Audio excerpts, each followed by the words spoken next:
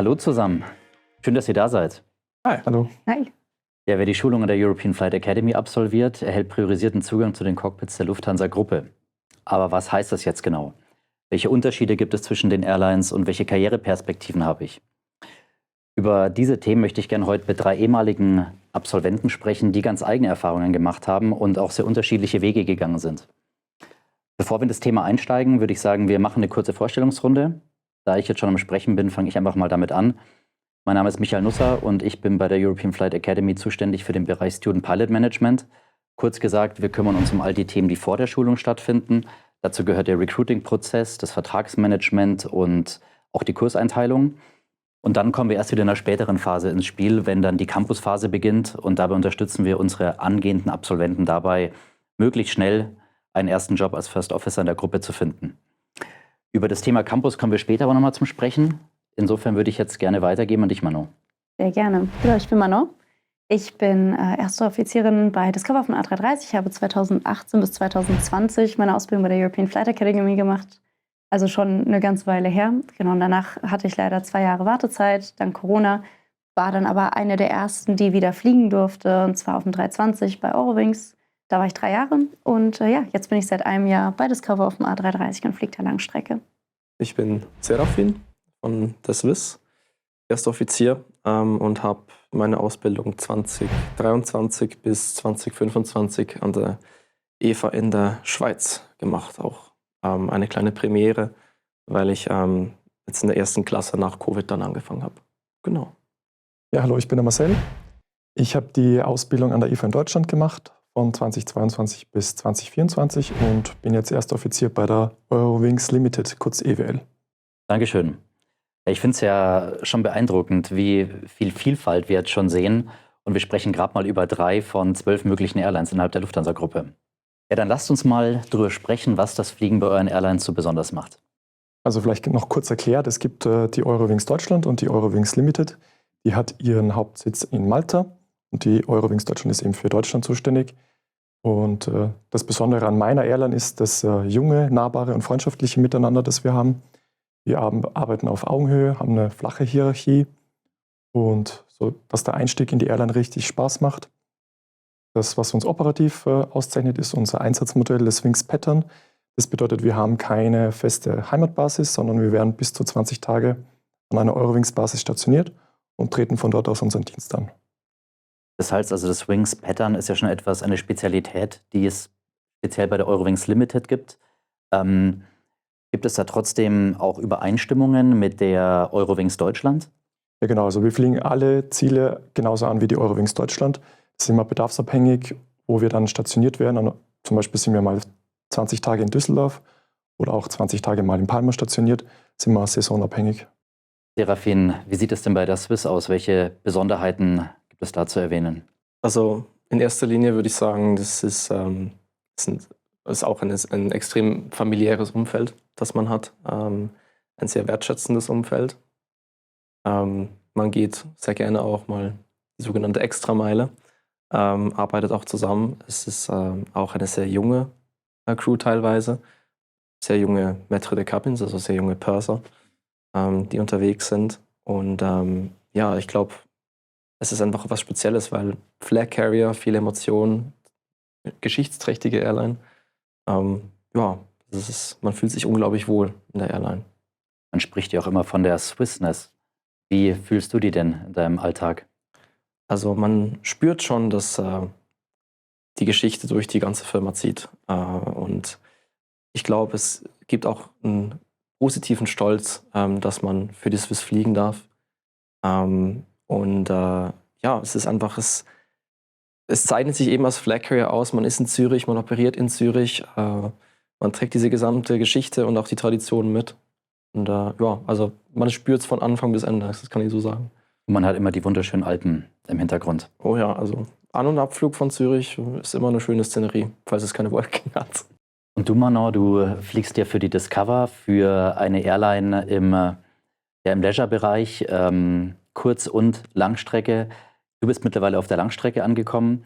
Welche Besonderheiten gibt es da bei der Discover? Ja, eigentlich ganz interessant, vielleicht jetzt gerade im Vergleich zur Swiss. Wir sind ja eine sehr, sehr junge Airline. Mhm. Das spürt man einfach, finde ich, bei uns noch. Man hat noch so ein bisschen diese Startup-Mentalität. Es ist alles recht dynamisch. Und wir sind auch noch nicht so groß. Dementsprechend ist auch alles, alle Leute sind sehr nahbar. Alle Abteilungen kann man direkt hinlaufen, wenn man Fragen hat. Und natürlich, wie du sagst, Kurz- und Langstrecke und gerade die Ziele, die wir auf der Langstrecke gerade haben, das ist wirklich was Besonderes. Und wo seid ihr dann gebased? Habt ihr da auch volatile Standorte oder ist man da sehr an Heimatbasen gebunden? Also wir haben 2 Stationierungen, einmal in München und in Frankfurt. Frankfurt da auch die Hauptbase. Aus München fliegen wir weniger, haben da auch weniger Flieger stehen. Aber tatsächlich jetzt gerade mit der Langstrecke gibt es auch sehr viele Pilotinnen und Piloten, aber auch aus der Kabine Mitarbeitende, die auch wo ganz anders wohnen, da einfach die Dienstpläne das wirklich machen. Und welche Unterschiede siehst du dadurch im Arbeitsalltag? Viele. Also es ist eine ganz andere Operation als auf der Kurzstrecke. Ich war ja vorher 3 Jahre auf der Kurzstrecke und da hat man wirklich deutlich mehr zu tun. Man arbeitet deutlich viel aktiver. Und auf der Langstrecke ist alles, man hat mehr Zeit, man hat mehr Ruhe drin. Man hat aber auch andere Herausforderungen, die man auf der Kurzstrecke nicht hatte, wie Atlantiküberquerungen, Nachtflüge und andere Dinge. Dann kann ich mir auch vorstellen, bringt die Langstrecke auch ganz spannende Ziele mit sich. Super spannende Ziele. Also jetzt gerade fliegen wir vor allem Richtung Süden und Westen. Das heißt, wir haben viele Ziele in Nordamerika, wir haben auch Ziele in Afrika, verschiedene Länder, die wir da anfliegen. Und ich glaube, das östlichste, was wir fliegen, sind die Malediven. Traumhaft. Kann man mal machen. Wie ist es denn dazu im Vergleich bei einer Airline, die sehr auf das Europanetz fokussiert ist? Welche Unterschiede erkennst du da bei deinem Arbeitgeber? Ich glaube, schon wie erwähnt, das Wings Pattern ist der Hauptunterschied bei der Eurowings Limited. Das bedeutet, wir sind bis zu 20 Tage im Stück an einer Eurowings-Basis stationiert. Sprich, wir müssen dann unseren Koffer für die nächsten 3 Wochen packen und uns dann quasi zurechtfinden an der neuen Station. Was ich besonders finde, ist, dass man eine andere Bindung zur Crew bekommt. Eine ganz andere Dynamik als bei einer klassischen Airline, wo dann alle nach dem Flug nach Hause fahren. Wir verbringen viel Zeit gemeinsam im Hotel. Das bedeutet, man lernt sich da auf einer anderen Art kennen. Und ich stelle mir das vor, man ist da mal lange Zeit unterwegs, man ist mit der Crew unterwegs und dann hat man auch mal längere Freizeitblöcke wahrscheinlich, oder? Also das Höchste, was wir fliegen können, sind bis zu 6 Tage im Stück und dann haben wir 1 bis 2 Tage frei im Hotel. Nach diesem 20-Tage-Block kommt dann das Highlight. Das heißt, wir haben dann 10 Tage frei am Stück. Da bin ich totaler Fan davon. Das heißt, ich habe da die Möglichkeit, ferne Länder zu bereisen. Aber ich genieße auch die Zeit, mal zu Hause zu verbringen, bei der Familie, ohne dabei Urlaub nehmen zu müssen. Das heißt, du hast eigentlich die Möglichkeit, Urlaub zu machen, auch wenn du gar nicht deinen regelmäßigen Urlaub sozusagen dafür opfern musst. Genau, das heißt, wir haben immer, also außer im Februar, da haben wir nur 9 Tage frei. Aber zusätzlich haben wir da natürlich noch 4 Wochen Urlaub. Die können wir dann noch im Jahr verwenden, aber in der Regel sind es dann 10 freie Tage im Monat, die wir am Stück frei haben. Und wenn man es mal so vergleicht mit der Langstrecke, ihr habt ja da ein Streckennetz, einmal die wirklich Kurzstrecke und mal die längeren Strecken, wie zum Beispiel auf die Kanaren. Wie unterscheidet sich da der Arbeitsalltag je nach Einsatzbereich? Also ich fange jetzt nächste Woche mit dem LIFOS an, das heißt Line Flying Under Supervision. Da sitzt ein Kapitän neben mir und auf dem Jumpseat hinter mir ein Observer. Das heißt, auf längeren Flügen haben wir mehr Zeit, technische Fragen zu bearbeiten. Wann enteist man ein Flugzeug? Wie lang darf die Duty-Zeit sein beim First Officer? Da geht man dann solche Fragen durch. Auf kurzen Flügen, zum Beispiel nach Zürich, hat man da nicht so viel Zeit. Da konzentriert man sich dann eher auf den Flugablauf, damit man das Wetter schon rechtzeitig holt und die Landeperformance berechnet. Und der Observer, von dem du gerade gesprochen hast, der ist speziell in dieser, ich sag mal, Ausbildungsphase des Line-Trainings noch mit dabei, oder wie verstehe ich das? Genau, der ist dann in der Familiarization-Phase dabei, in der FAM-Phase. Das sind 20 Legs, da sitzt dann noch ein Observer dabei. Wenn man diese dann positiv besteht, fliegt man dann nochmal mit dem Ausbildungskapitän. Das ist immer so schön, wenn man dann was nicht weiß, dann den Kapitän fragt und dann kommt die Gegenfrage, wo steht das denn? Und dann kannst du es nachgucken.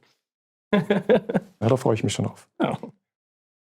Ja, bei der Swiss ist ja eine Netzwerk-Airline im klassischen Sinne. Ihr fliegt Kurz- und auch Langstrecke. Welche Unterschiede würdest du denn jetzt mal in deinem Tagesgeschäft sehen zu dem, was die Kollegen erzählt haben? Ist eigentlich sehr ähnlich. Also auch wir haben teilweise Pakete, wo man wieder in Zürich landet am Abend und zu Hause verbringt. Oder halt auch mal eine Rotation, wo man 3-4 Tage am Stück irgendwo ein Layover hat, irgendwo übernachtet im Ausland. Das ist sehr, sehr unterschiedlich gefächert und kommt auch ein bisschen auf die Flotte drauf an, wenn man beispielsweise jetzt auf dem Pilotin auf dem 220 ist, also auf dem Airbus A220, dann kann es sehr gut sein, dass man auch ein bisschen mehr in Genf ist, weil der 220 ja auch häufig von Genf fliegt. Aber sonst sind alle Piloten eigentlich in Zürich stationiert, anders als bei den Flugbegleitern. Da gibt es 2 Stationen in Zürich und in Genf. Ja, das Thema Flotte ist ja auch für viele Luftfahrtinteressierte sehr spannend. Auf welchem Mustern bist du denn so unterwegs, Manon? Ich bin jetzt gerade auf dem 330 unterwegs. Wir haben zurzeit 330-200er und 300er. Die 200er sind ganz grob gesagt die kürzere Version des 330-300s. Aber es soll jetzt in den nächsten Jahren sich noch einiges ändern bei uns. Also unsere 200er sollen komplett rausgehen. Wir sollen dafür noch ein paar 300er kriegen. Und ab nächsten Jahr soll dann auch irgendwann der 350 zu uns kommen, 4 Stück. Das ist der Plan. Ich bin sehr gespannt, wenn es da weitergeht. Und den können wir dann auch als sogenanntes Cross-Rating fliegen, also 330 und 350. Und das eröffnet dann wahrscheinlich auch ganz neue Perspektiven Richtung Streckennetz und Destinationen, kann ich mir vorstellen. Auf jeden Fall. Also auf die Destinations freuen wir uns alle wirklich sehr. Der 350 ist noch mal ein ganz Stückchen effizienter, dadurch, dass er moderner ist als der 330. Dann lohnen sich natürlich finanziell einfach ganz andere Strecken. Er kommt auch ein Stückchen weiter als der 330. Von aus darauf freuen wir uns. Wir freuen uns natürlich auch auf den 350 selbst. Das ist ein ganz neuer Flieger, State-of-the-Art Aircraft. Also allein den fliegen zu dürfen, das wird wirklich ein Highlight werden. Ja, Marcel, und wie sieht es bei der Eurowings aus? Welche Flottenstruktur habt ihr und sind da auch Neuzugänge geplant? Also bei der Eurowings Limited haben wir aktuell 25 Flieger der A320-Familie, bestehend aus A319 und A320. Es können 737 MAX in der Zukunft zur Eurowings Limited stoßen. Das bedeutet für uns neue Perspektiven in Richtung Dubai, weil die 737 MAX auf längeren Strecken effizienter fliegt und weiter fliegen kann als die 320 momentan und auch ein paar mehr Passagiere Platz haben. Ja, wir leben ja auch in einer sehr dynamischen Welt und unsere Branche ist auch sehr volatil und was natürlich auch die entsprechende Dynamik mit sich bringt. Was sind denn da so aus eurer Sicht die Chancen, die Herausforderungen in diesem Umfeld? Ich glaube, anders als in anderen Berufsfeldern muss man sich stärker, also muss man sich flexibler zeigen.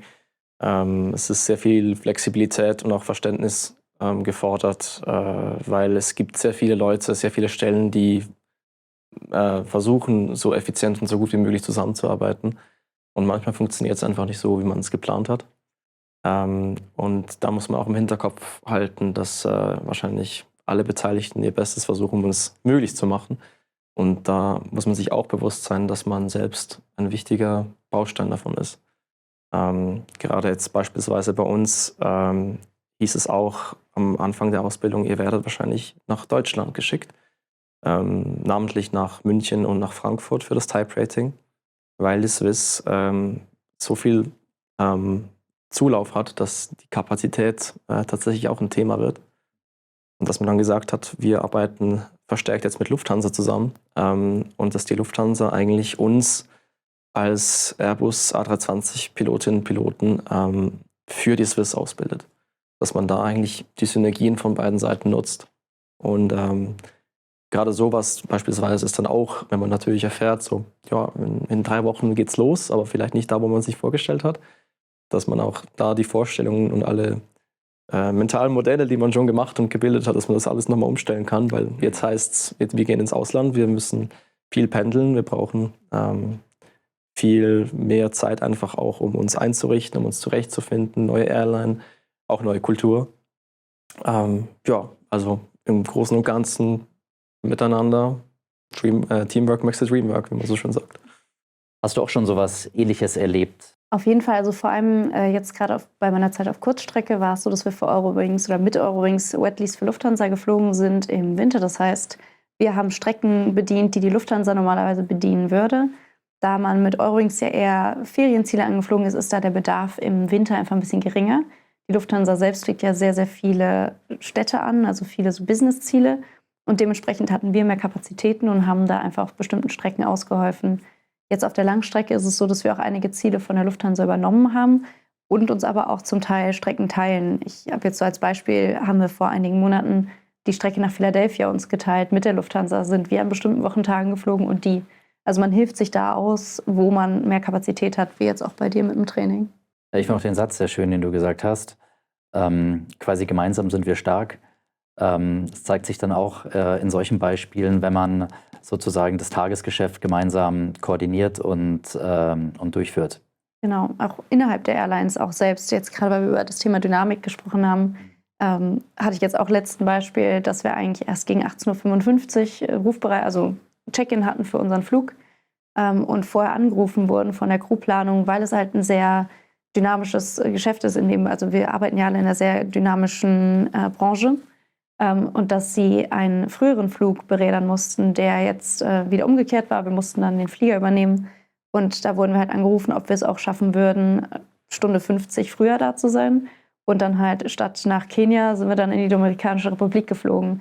Also das ist halt so ein bisschen vielleicht die Herausforderung, die der Job auch bringt, aber auch gleichzeitig irgendwie das Spannende daran. Es ist nie dasselbe, was man macht und es kann sich so viel innerhalb von kürzester Zeit ändern. In dem Fall hattest du wahrscheinlich Glück gehabt, weil du den Koffer für die Äquatorregion gepackt hattest und dabei ist es ja dann zumindest geblieben. Auf jeden Fall. Also ich konnte ein paar Sachen auspacken, weil der Umlauf in die Domrep doch deutlich kürzer war als der nach Kenia. Aber sonst konnte zum Glück der Koffer so gepackt bleiben, wie er war. Kannst du aus deiner Sicht noch Chancen, Herausforderungen ergänzen in eurem Flugbetrieb? Also so wie du gerade vorhin meintest mit der Flexibilität, das hat sich bei mir schon vor der Ausbildung gezeigt. Ich habe mich ursprünglich bei der Auer beworben gehabt, aber aufgrund von Kapazitätsengpässen habe ich dann die Möglichkeit genutzt, als EVA-Schüler mich über das Campus-Tool bei anderen Airlines zu bewerben. Und das hat dann glücklicherweise bei der Eurowings Limited bei mir geklappt. Das heißt, ich würde jeden raten, offen zu bleiben und einfach jede Chance nutzen und flexibel zu bleiben.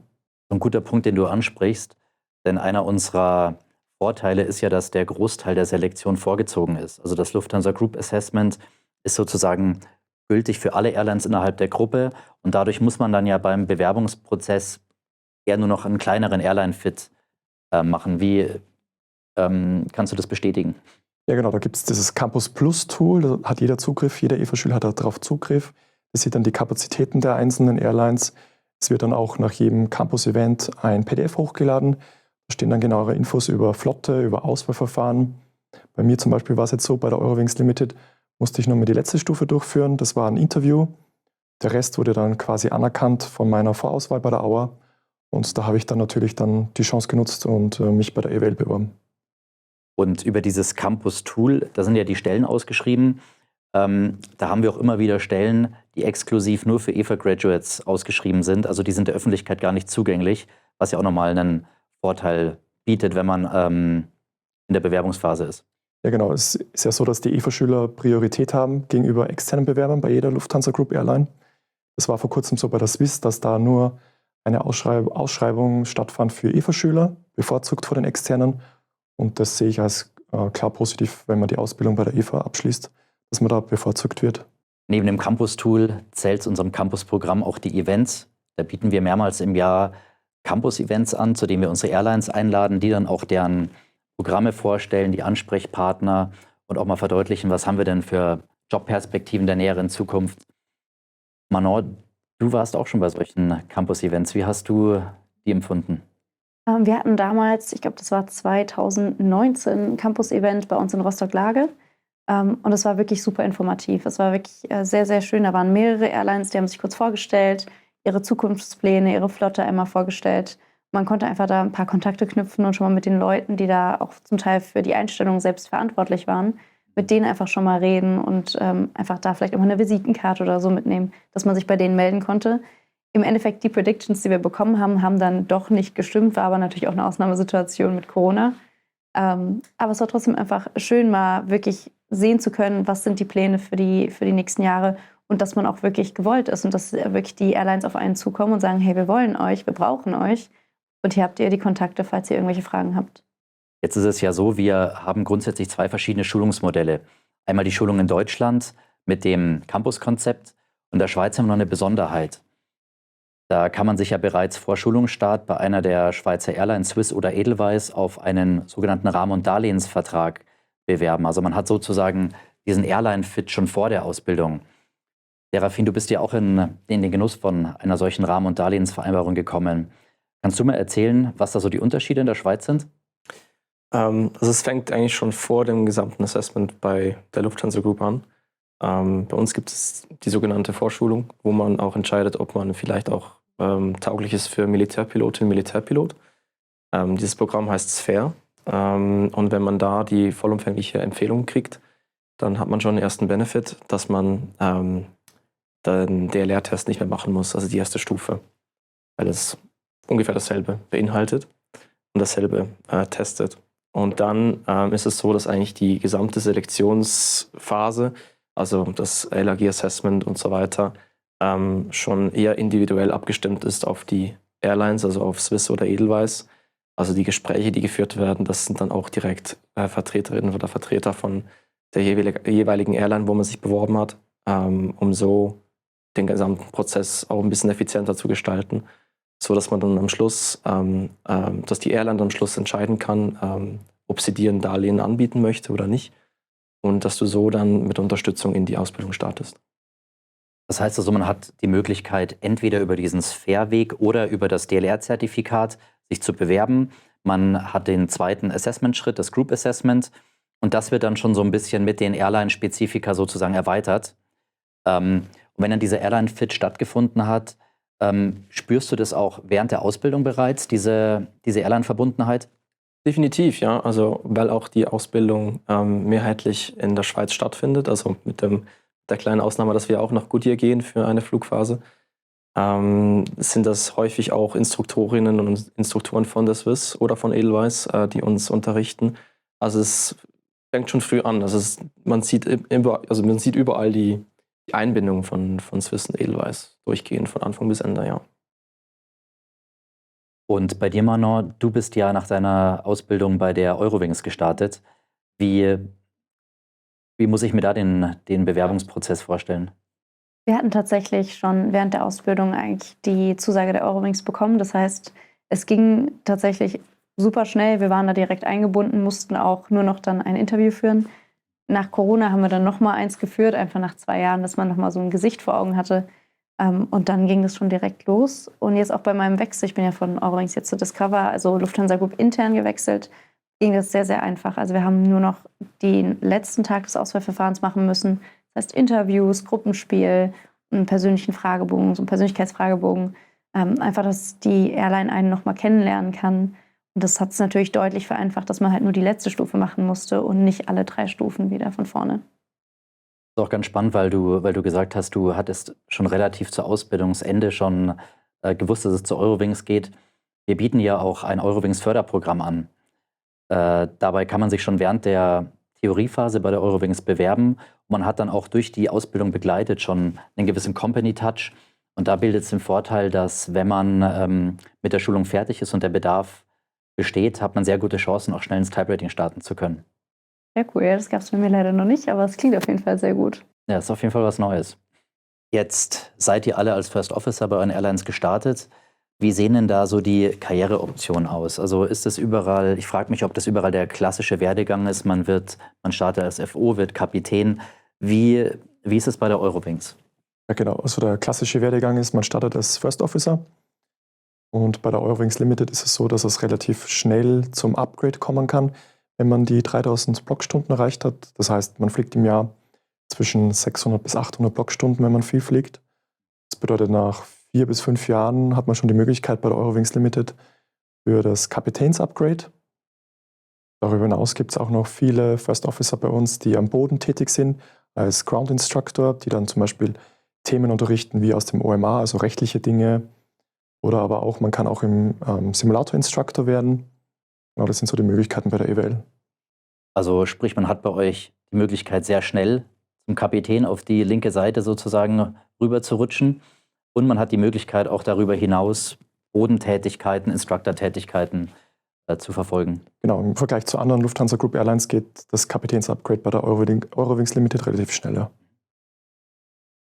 Serafin, wie ist es denn bei der Swiss? Ihr wurde ja bereits gesagt, ihr habt die Kurzstrecke und dann die Langstrecke. Gibt es da auch so ein Schema, nach dem man sich entwickelt? Genau, also es gibt einen Hauptweg, das ist auch, du fängst als First Officer auf der Kurzstrecke an, 220, 320. Und bei uns gibt es noch eine Limite, also nach 21 Monaten kannst du dann wechseln auf die Langstrecke. Teilweise ist der Bedarf auch so da, dass die Airline sagt, du musst wechseln auf die Langstrecke, auch als First Officer. Und dann nach einer gewissen Zeit wirst du die Möglichkeit bekommen, ein Upgrade zu machen und dann als Kapitän auf die Kurzstrecke zu wechseln wieder. Und dann schlussendlich als Abschluss das Kommando von einem großen Langstreckenflieger zu übernehmen.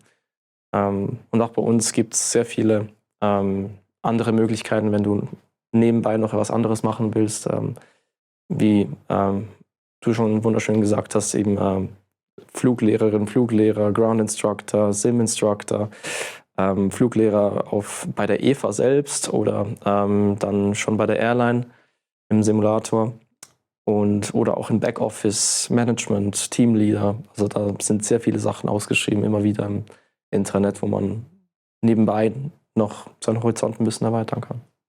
Also auch sehr vielfältige Möglichkeiten, kann man sagen. Definitiv. Und du wirst auch gefördert. Das merkt man auch aktiv. Und du hast ja sogar nicht nur den, ich sag mal, internen Werdegang mitgemacht, sondern du hast auch einen Arbeitgeber gewechselt. Du bist von der Eurowings zu Discover gegangen. Hast ja auch schon beschrieben, wie dieser Wechsel so vonstatten gegangen ist. Welche Möglichkeiten gibt es bei der Discover, die sich dir bieten? Tatsächlich ziemlich dieselben, die jetzt schon genannt wurden. Also auch klassisch natürlich Kapitänsupgrade, Training. Aber es gibt auch sehr, sehr viele interne Stellenausschreibungen für am Boden, Bodentätigkeiten. Und jetzt seid ihr euren Weg schon gegangen, habt die Ausbildung absolviert und sozusagen steht jetzt vor dem, zumindest in Teilen vor dem ersten Einsatz. Was würdet ihr denn den Flugschülern raten, den nachkommenden Generationen sozusagen? Also was ich ganz wichtig finde, ist, haltet euch an eure Pläne und zieht es auch wirklich durch. Das war Punkt 1. Punkt 2, erfreut euch an dem Erfolg von den anderen. Also seid nicht irgendwie neidisch oder irgendwie so, sondern macht das zusammen. Steht die Situation zusammen durch und freut euch auch zusammen. Ja, und versucht es, auch wenn es streng ist, in jeder Phase zu genießen, weil das erlebt man nur einmal. Den ersten Flug, den ersten Sim-Check, die erste Landung auf dem 320, das ist alles nur einmalig. Und das muss man wirklich gebührend genießen. Was kann man dem noch hinzufügen? Ja, ich finde, das hast du richtig schön erwähnt, dass man nicht gegeneinander spielt, sondern quasi miteinander spielt. Man wächst ja auch nur miteinander und vielleicht hat man dann auch noch Kollegen, die mehr Erfahrung haben. Ich finde, man soll offen bleiben, jede Chance nutzen und sich vielleicht nicht von irgendwelchen Vorteilen abschrecken lassen, sondern den Wert der Erfahrung schätzen, den man bei einer dynamischen internationalen Airline machen kann. Man kann damit ja auch sagen, wenn sich eine Chance bietet, ergreift diese. Vielleicht nochmal an Serafin anknüpfend, Teamwork makes the dream work, hast du gesagt. Und das fand ich gerade in der Ausbildung auch nochmal das Wichtige. Jede Person hat eigene Stärken und Schwächen. Jede Person hat ein bisschen besseren Überblick über ein gewisses Fach. Ich meine, gerade in der ATPL-Theorie sind es ja sehr, sehr viele Fächer, die man da gleichzeitig versucht zu lernen. Sich da gegenseitig zu unterstützen, die Ausbildung einfach zu genießen und vielleicht auch ein bisschen realistisch die Sache manchmal zu beachten, dass es nicht jeden Tag kann nicht alles perfekt laufen. Es wird auch Tage geben, in denen, das kennt ihr bestimmt auch in der Ausbildung, wo man sich ärgert, wo irgendwas nicht so gut gelaufen ist, wie man sich gerne gewünscht hätte, dass man da einfach realistisch bleibt und sich da nicht runterkriegt, sondern einfach das durchzieht und das gemeinsam durchzieht. Jetzt haben wir viel über die Unterschiede der jeweiligen Arbeitgeber gesprochen, über die Karriereperspektiven, über die Besonderheiten. Wenn wir jetzt mal abschließend quasi zusammenfassend sagen, was sind denn die USPs der jeweiligen Airline? Oder was ist das USP? Oh, das USP. Ich glaube, ich muss 1 oder 2 USPs nennen. Also einmal, dass wir jetzt so jung und dynamisch sind. Es tut sich extrem viel gerade und es gibt einem so eine Vorfreude, weil man einfach nicht weiß, was kommt nächstes Jahr für Ziele hinzu, was wird nächstes Jahr alles noch passieren in der Airline. Man hat das Gefühl, dass man da viel auch mitsprechen kann. Und gerade für Discover Airlines natürlich die tollen Ziele, die wir gerade anfliegen, die schönen Layover, die man haben kann auf der Langstrecke. Das sind, würde ich sagen, die großen USPs. Also, wie anfänglich erwähnt, also die Swiss ist wie eine große, herzliche Familie. Und man will dasselbe. Alle verfolgen dasselbe Ziel und das spürt man, finde ich, auch. Und es wird sehr oft auch diese Extrameile gegangen. Und das trägt einfach dazu bei, dass innerhalb vieles möglich gemacht wird, auch wenn es am Anfang vielleicht so scheint, als wäre es komplett unmöglich. Und ich glaube, das ist eine mega Stärke von der Swiss. Neben der Schweizer Schokolade natürlich. Ja, ich glaube, bei der Eurowings würde ich sagen, dass das auf jeden Fall die Karrieremöglichkeiten sind, dass man relativ schnell nach 4 bis 5 Jahren das Upgrade zum Kapitän machen kann. Das ist, also wenn man Karriere machen will, dann ist man bei der Eurowings Limited richtig. Ich muss, glaube ich, auch noch ein zweites USB erwähnen, und zwar die maximale Freiheit, die man durch das Wings-Pattern hat, dass man jeden Monat 10 Tage am Stück frei hat. Das hat man auch nicht bei jeder Airline. Man kann da unheimlich viel erleben, viele Reisen unternehmen, viel Zeit bei seiner Familie und einfach die Zeit genießen. Danke nochmal. Ja, danke, dass ihr da wart und für den spannenden Austausch. Ich wünsche euch jetzt eine gute Heimreise, many happy landings und ich hoffe, man sieht sich bald mal wieder. Vielen, vielen Dank. Dankeschön. Und an unsere Zuschauer gerichtet, ich hoffe, dass wir euch heute einen interessanten Einblick geben konnten in die Vielfältigkeit der Lufthansa-Gruppe. Besucht gerne unsere Website, kommt auch auf eins unserer Info-Events, wir würden uns freuen. Und alles Gute dabei, euren persönlichen Traum zu verfolgen.